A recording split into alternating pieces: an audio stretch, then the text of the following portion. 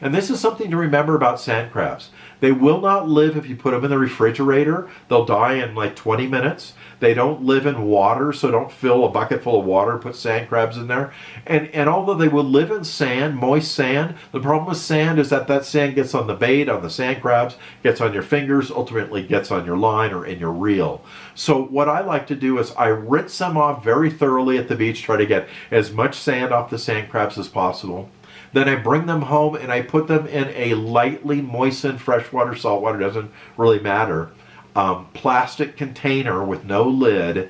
And then I put that inside an ice chest. And then adjacent to that, not in it, but adjacent to it, maybe half a foot to a foot away in the ice chest, I'll put a frozen bottle of water. That will keep the ambient temperature inside that ice chest around 55 to 65. Perfect temperature for them, lowers their metabolism, slows them down, and that's a really great way to keep your bait and keep your bait alive. Those sand crabs will live 2 to 4 days that way. And then put them in your bait bucket. I like to use one of these bait buckets, very simple to use. I put them inside the bait bucket here, goes onto my hip with a belt around that goes around my waist. And then when I get to the beach, the very first thing I do is I rinse them all out, give them a lot of nice fresh cool water, and then I find a small piece of kelp on the beach. I put that inside here with them, and that helps to keep them cool and moist.